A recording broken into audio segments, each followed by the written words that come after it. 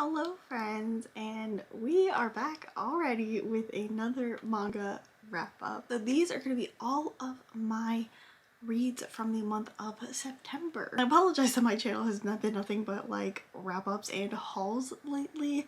I do have some more content coming, but it's kind of different than normal. So it's a lot of planning is going on. So I promise I will do more than hauls and wrap-ups in the future. In the month of September, I participated in She Geeks Out 30 in 30 manga challenge. I once again did not complete the challenge. We all know that I am never going to complete a manga challenge. I barely completed my own manga Olympics challenge. So I think I did come very close though. I think I read 28 volumes of manga in September, which is pretty good.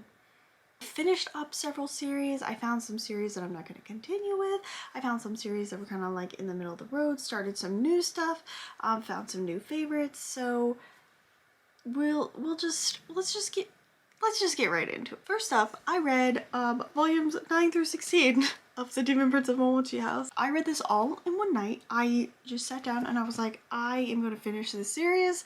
I am tired of it being unread on my shelf, so I just finished it. So this series, if you don't know, is about this girl, Himari, and she is an orphan, and on her 16th birthday, or when she's 16, she gets the will of her family house, the Momochi house, and when she gets there, she finds out that there are already people living in her house and they are not normal humans. She finds out the house is full of ayakashi and spirits and demons, and she finds out that Momochi house is a house that sits on the basically barrier between the spirit world and the human world. There are a cast of characters that live in there. The main one is Aoi, who is a teenage boy about the same age as Himari, and he is a very beautiful boy, and she finds out that he is the Nue, the protector of the house and the protector of the barrier between the two worlds. So Demon Prince of Momochi house is kind of their adventures in the house.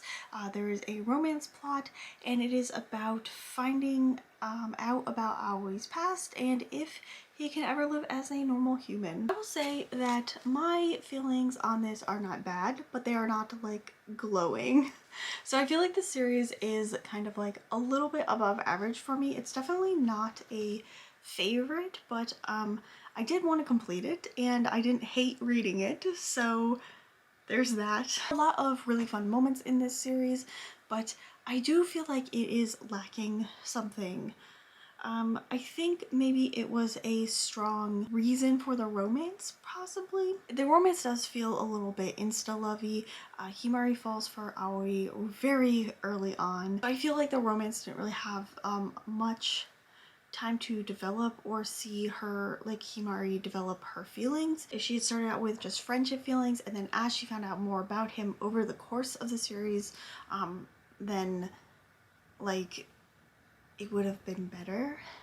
Like, I feel like by the second volume she's like, yeah, no, I love him. I think where this series kind of like lacks in the more developed romance aspect of it, it's really more of a story about family and finding out your family and creating your own family. Both Himari and Aoi have both lost their families. Himari is an orphan, so her parents are dead, I guess, and Aoi, once he became the Nue, he basically everybody who ever knew him lost their memory of him. Like, he basically ceased to exist. So this series is a lot about kind of finding out about your past, finding out who you were, and then finding out your, like, figuring out who your new family is or who your real family is. This really great panel here.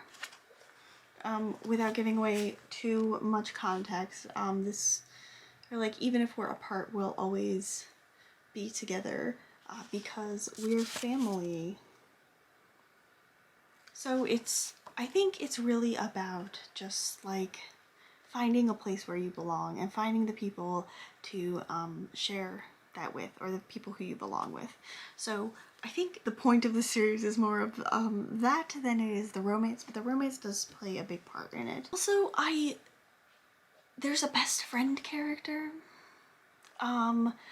who has like a big part in earlier in the series, but then he is just like gone, and then he shows up again in a really, really nice kind of side story, and it really gives you a taste of like what could have been. And I really like the character of Hayato. I feel like he is a much better match for Himari than Aoye, but I always root for like the underdog kind of secondary love interest character anyway. So yeah, I really liked him as a character. That kind of side story there was really, really nice, and the author was talking about possibly doing it as like an extra chapter, but I am really glad that she included it in the main story, because it was a little bit bittersweet, but also like really, really good. I really enjoyed Hayato's character, so I liked that. There are a lot of like really dark kind of like mean boy characters in here that I really like. Haka and Kasha, I really like both of them. So yeah.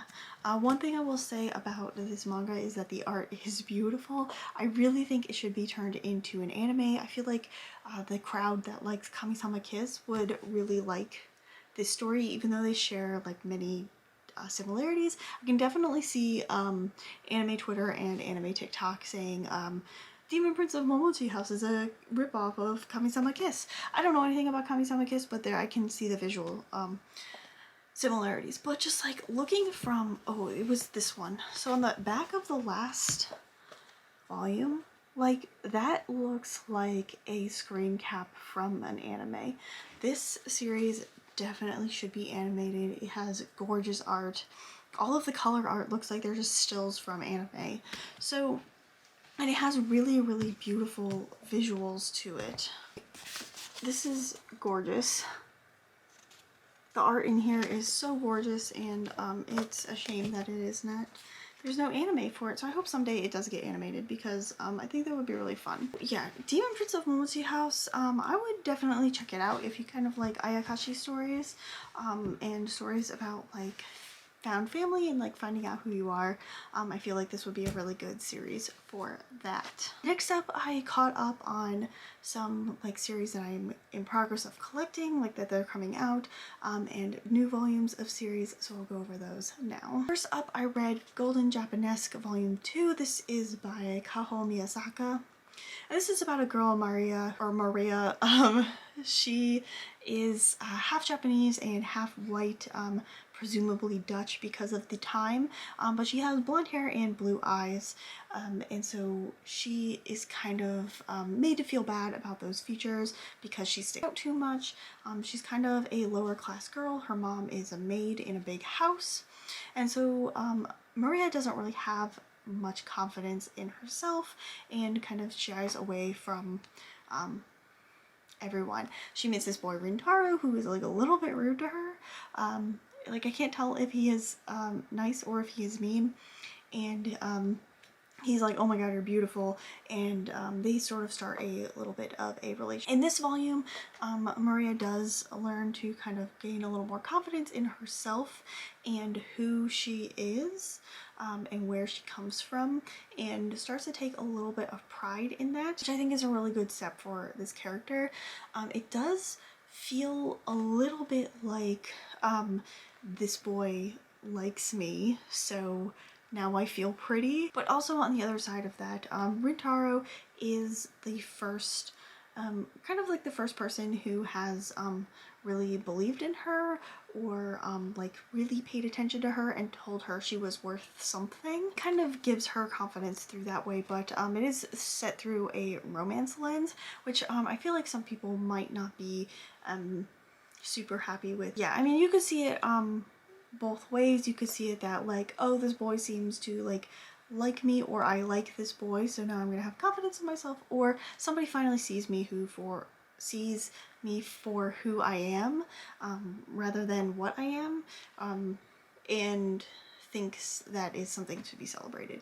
So this series is pretty cute. I don't know if the main boy is like actually mean or not. I don't I don't really get his vibe very much. It is a cute series and I think I'm going to continue collecting it. I have no idea how many volumes are in this series, but it's being released in progress now. So next up, I picked up volume 15 of Snow White with the Red Hair. You know. So I have this series on pre-order, so I just get it sent to me when a new volume comes out. But this volume, the first half of it is really cute, and the second half of it, I could not care less about it. I hate it. It's so boring. So the first part is there is a party at a castle, and Shiryuki and Obi's mission is to like talk to some like lord about research, and so that is like a way to like kind of see the whole gang get back together again, and it's really fun. It is really cute. There are a lot of really nice Shiryuki and Zen moments, and it's just fun to see the whole gang back together. And then it goes into this 3-chapter long of like science experiment where they're like trying to create combined rocks and plants to make this one plant useful, and it is so boring. Like, I just skimmed it. I don't care about it at all. Like, it's cool that Shiryuki is like doing stuff and like creating new things and like being like a badass bitch, but like I don't want to read like at length about them combining rocks and plants to make them glow. Like, I don't care. So yeah, hopefully volume 16 is gonna be a little bit better. This is probably like the only time I've had like something negative to say about this series, which is shocking, and you can tell how much I don't like those 3 chapters. Next up, I have The King's Beast by Ray Toma. This is volume 3, and I'm intrigued again. Volume 2, I wasn't so thrilled. But volume 3, I am interested to see where it goes, because I definitely thought 2 characters were gonna kiss. 2 best friends. Maybe they'll kiss. They didn't kiss. Giving like very strong like romance vibes from this. So I will be interested to see where the relationship between Rangetsu and the princes, like where their relationship goes. The art in this is like really gorgeous, so it's at least very pretty to look at. So I am going to probably pick up volume 4 of this and see where it goes. But definitely thought they were gonna kiss. Next up, I got volume 5 of Prince Freya. This is by Keiko Ishihara, and this is a series I really hyped up the first 3 volumes. Volume 4 was like a bit of a letdown for me. Volume 5 kind of picks up a little bit more. There are a lot of like crazy and kind of fun moments. Some moments where you're like, oh my god, Freya, no! So this is a fun like fantasy adventure romp, but also it is definitely the older teen rating definitely applies. There is a lot of violence, and there's a lot of sexual situations, especially in this volume. So there's that. There is, towards the end, if you have read this, you know the Freya no situation that happened. Some things almost happened, and part of me wanted them to happen, but you know, I don't think it's gonna go that far. I feel like my opinion of this went up a little bit more. Definitely came down from the first 3 volumes. I think the first 3 volumes were really action-packed, and then it kind of dropped off from that, and there were a lot of cliffhangers in the first 3 volumes. So it's kind of like entered like fantasy adventure realm now, so it's still pretty good and enjoyable. I don't have this on pre-order anymore, because I was disappointed in volume 4, but I'm definitely gonna look out for volume 6 when it comes out. Next up, I have a manga that I do have on pre-order, and it is Those Not So Sweet Boys by Yoko Nagiri. This is volume 4, and it came out in September, I think, and I really like this story. Some people might think that this manga is like simple and boring and there's nothing special about it, but sometimes it's good to have a nice, well-written high school shoujo romance. I think I like this story the same way that I like Waiting for Spring. Waiting for Spring has just really good characters. It has just really well executed shoujo plot, and this is the same. I really like all of the characters. I feel like their relationships are all very interesting, especially between the 3 boys and how they relate to Midori. The romance that develops is like really fun and soft, and it just makes me feel nice, and I really like it. I feel like Yoko Nugiri is really good at writing like really good simple classic shoujo, like high school shoujo stories, so it's definitely an author to pick up if you want that. Volume deals a lot with Yuki Nojo, who is kind of the only friend in the friend group. He was like not on board with Midori being around. We kind of have a little bit of a breakthrough with him, which is really nice. So I'll be interested to see how the relationship between Yuki Nojo and how Midori grows in the future. And then also this like romance relationship where I want them to pick it up, kids. That sounded really weird, I'm so sorry. I love Yoko Nugiri's art style. It is so light and soft and just like, oh, it's so beautiful. It's so pretty. Her art is, it's adorable. I love it. This series I think actually ends in 6 volumes, so there's only like 2 left, and I'm so sad. They're also spaced out very far from each other. Speaking of Yoko Nogiri, I also read the first omnibus for That Wolf Boy Is Mine. So this is volume 1 and 2 of That Wolf Boy Is Mine combined together. I think there's only 4 volumes in this whole series, so there's like 1 more omnibus, I believe, because I think Those Not So Sweet Boys is the longest series she's ever written, which is a crime. I believe this is also her like first work, or like her first major work, and I really liked this. It definitely feels like kind of a first volume. There are a lot of situations that show up in here that also show up in here. This is about a girl who due to a family situation, she has to move from Tokyo to the countryside. She does this because of the family thing, but also it's convenient because she escapes a social situation that she really doesn't want to be in. So she uses her move as an opportunity to start over, and she ends up meeting this boy who turns out is a wolf spirit. Him and his little band of friends of also wolf spirits pretending to be humans find out that she is not affected by their magic, so she is somehow special. So it's just kind of a cute fantasy high school romance. It's really fun. The art is really nice. It definitely is not as mature as the art in this one. It definitely feels like a farther, like early work by someone, but you can like see how much you've grown if you've read Those Not So Sweet Boys, so that's really fun to do. There's a lot of really good personalities in this, and it's just really fun. I do feel like maybe some sort of situations happen a little bit too often. Like in this, the main girl Komugi, she is in the nurse office like 3 or 4 times in 2 volumes of manga, so I feel like the writing is like not quite there yet, but it's still really fun. All the characters are cute, and like they all have nice like distinct personalities. So yeah, it was just really fun. It's like a good fantasy high school story. So I'm excited to get the next omnibus of this.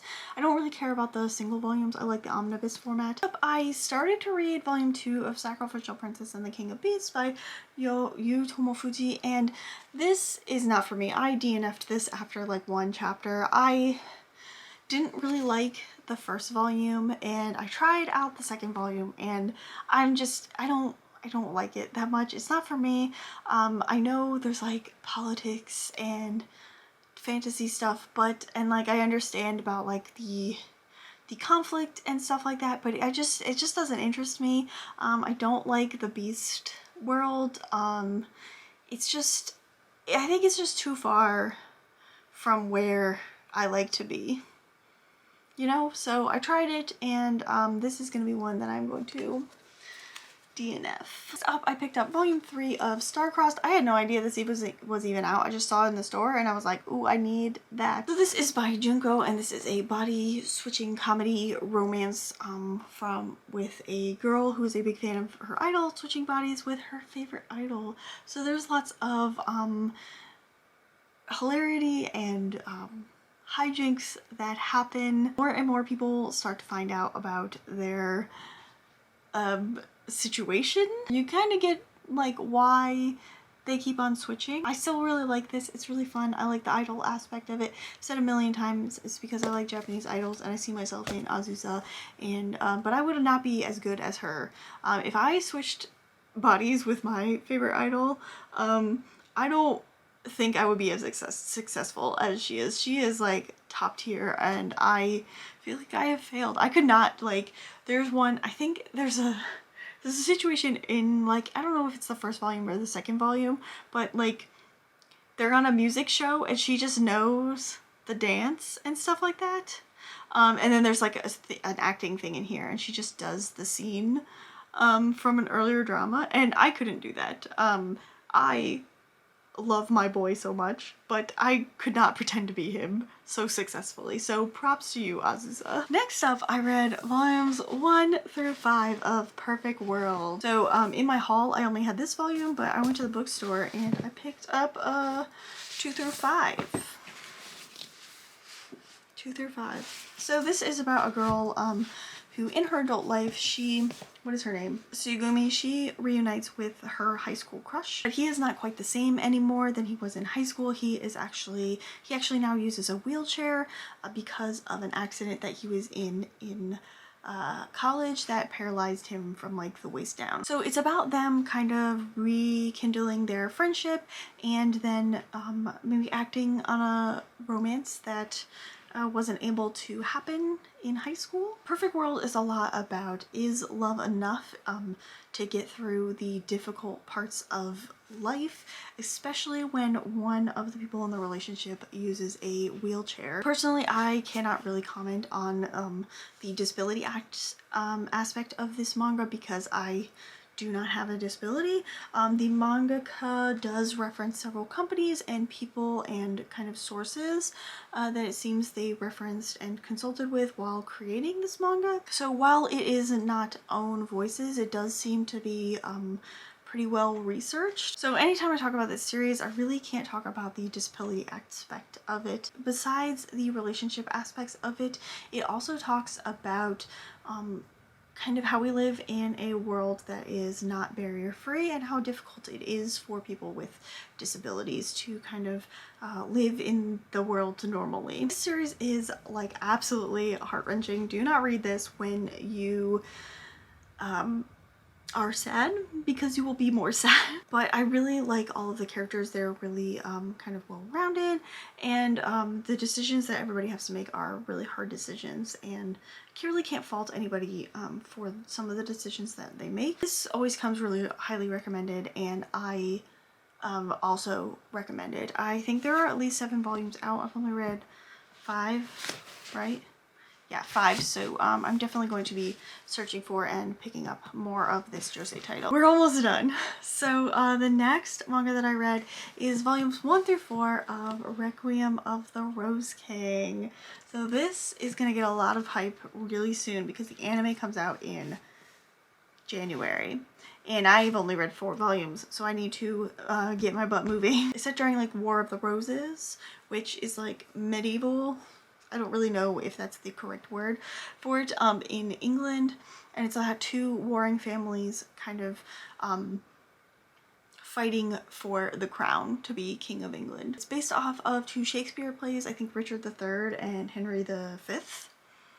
I think those are the correct ones. It kind of combines those 2 things with all these different families and their children, and kind of the betrayal and the war and the politics of who is going to be the next king. The story focuses on Richard, who is the 3rd son of the Duke of York, I think, eventually becomes King Richard. Their particular struggles. Richard is very close to his father and kind of idolizes him.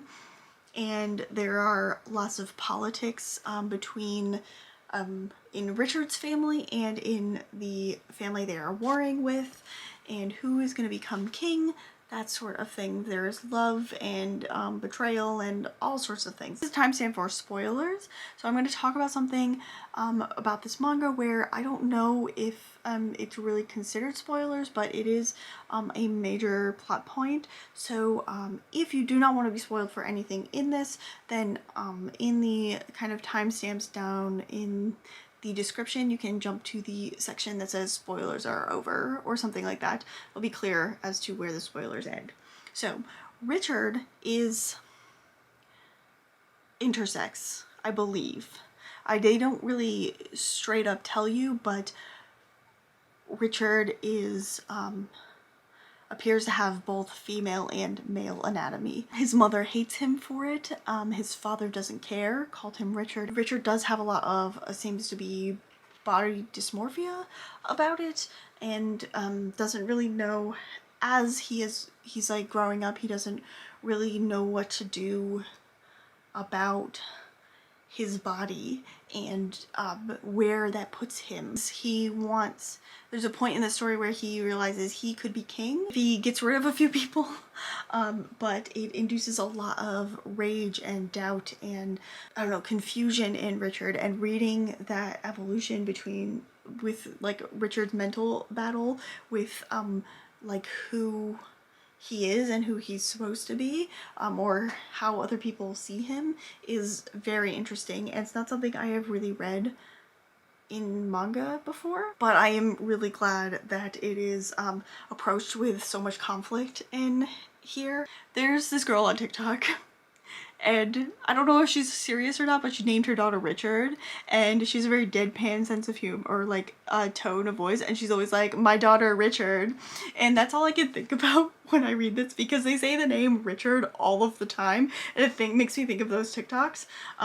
Even though Richard in Requiem of the Rose King very much identifies as male, he takes very much pride in his name Richard and being the son of his father and taking on that masculine role, but the conflict he has with himself is which seems to manifest in Joan of Arc, which I don't know if it's an actual ghost or if it's just like a demon, like his own demons. So yeah, very, very interesting, and I really want to read way more of this manga, like immediately. Also, the art is gorgeous. Okay, spoilers are over. Some more general thoughts about Requiem of the Rose King. Volume 1, I have no idea what happens in this. I read it and I felt so stupid afterwards because I cannot tell you what happens exactly in this volume. The rest of it kind of made it clear. There's a lot of people who have the same name, and there's a lot of, the first volume has a lot of like war in it, so I just don't know what happened. So but the rest of it is much more clear. So yeah, I really want to read the rest of this. I have 2 more. So next I read The God's Lie by Kaori Ozaki. This is a one-shot, and it's about these 2 6th grade kids who kind of, I want to say escape reality a little bit, or the boy character, he lives alone with his mother. He tries not to be an inconvenience with his mom because his mom is like a writer. He gets a new soccer coach, and he's mad because the soccer coach is more strict than his last one. 6th grade boy problems. The girl character is kind of taller for her age, so she's made fun of that way. She's a little bit dirty, seems to be a little more poor than the rest of the kids in school, so she's kind of an outcast that way. And the 2 of them spend the summer together, kind of away from all of the adults, and they kind of grow closer. They learn things about each other, and then there's a very harrowing experience that happens in here. Quite disturbing, actually. But I think it's really a story about like love and loss and growing up. It also feels like it's about like learning to roll with the punches in life. I know that trivializes the content in this story a little bit, but it's kind of like finding the strength to keep going when things are bad, I feel like. So yeah, really good story. I feel like Kaori Ozaki does a really good job of kind of presenting like a story that seems like it's gonna be sweet and innocent, and then just like hits you with like tragedy and feelings. The Golden Sheep is a little bit like that. It opens up a little more tragic than this one, but still really, really good. If you want like a sad kind of creepy, it's a little bit creepy, not in like a Halloween way, you'll know if you've read it. One shot, then The God's Lie is an excellent choice. We'll say there is trigger warnings for child abandonment, death, and human remains. That's all I'll say. So be aware of that. Last volume of manga that I read in the month of September is a digital manga, and it is the last volume, volume 10 of Ran the Peerless Beauty. This is a series that I have made an entire video about because it is such a nice and sweet series. So volume 10 was the last volume, and unfortunately it is digital only, so you know, we're not gonna get the Kodansha says digital first, but do they really mean first, or they just mean, oh, it's just digital? I have a whole video about my review of like the first 8 volumes. There was a very long gap between volume 8 and volume 9, like over a year, and I don't know why. Because it wasn't like, I don't know if it was like translator shortage or something was going on with the mangaka, but it definitely finished much earlier than we even like got a date for volume 9. So it's a digital manga thing, so there's no supply chain issues with it, right?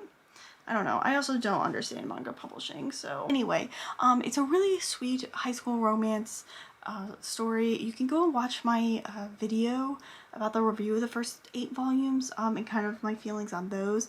The last 2 volumes were really good. I really liked the last 2 volumes. I feel like volume 10 though was a little bit disappointing, but I think it was disappointing because I didn't want it to end. I just kind of felt like there needed to be more of this manga. I don't know if that is just my own selfish feelings in wanting more of it, or if it is just because there was so much more that could have been said in this manga. There's a great cast of side characters that really could have been developed, the friendships and the kind of relationships between Ran and Akira and their friends, and between the friends themselves. So I think I'm just disappointed that it was so short because the art is really beautiful. I really loved the flower imagery and the symbolism of the flowers in every chapter of the manga. And I just love the general vibe that it gives off. It gives off a really positive, like soft, sweet sort of vibe. The same sort of vibe that I get from Kimi ni Todoke. If you want kind of something to give you the same sort of feeling that Kimi ni Todoke does, then I would definitely pick up Ran the Peerless Beauty. Ran is not going to give you kind of the depth of friendship and growth, like character growth, that Kimi ni Todoke does. Kimi ni Todoke is a 30-volume series. Ran the Peerless Beauty is only 10 volumes. So it definitely moves much quicker, and there's not enough time to do all of the things that Kimi ni Todoke did. But if you don't want to read the 30 volumes of Kimi ni Todoke right now, but you still want some like soft, cute, fluffy high school romance vibes, then I would definitely pick up Ran the Peerless Beauty. So sad that this manga is over, but I am really glad that I found out about it and that I was able to read it, and that Kodansha published it at all, even though it is digital. I know I complain a lot about it, but digital manga is a great way to read a bunch of stories. Ran the Peerless Beauty is definitely going to be a favorite, and it's definitely going to be one that I'm probably going to revisit at some point in time, just because it makes me feel so nice. That is everything that I read in the month of September. I think that was how many? 1, 2, 3, 4, 5, 6, 7, 8, 9, 10, 11, 12, 13, 14, 15, 16, 17, 18, 19, 20, 21, 22, 23, 24, 25, 26. Okay, so it was 27 volumes of manga, which is still pretty good. That's still a lot of manga. I think my goals, my manga reading goals for the next month is going to be finish Fruits Basket because I'm tired of not having finished Fruits Basket, and I have videos to make about that. More variety of content coming soon. If you read any of these, please let me know what your thoughts are.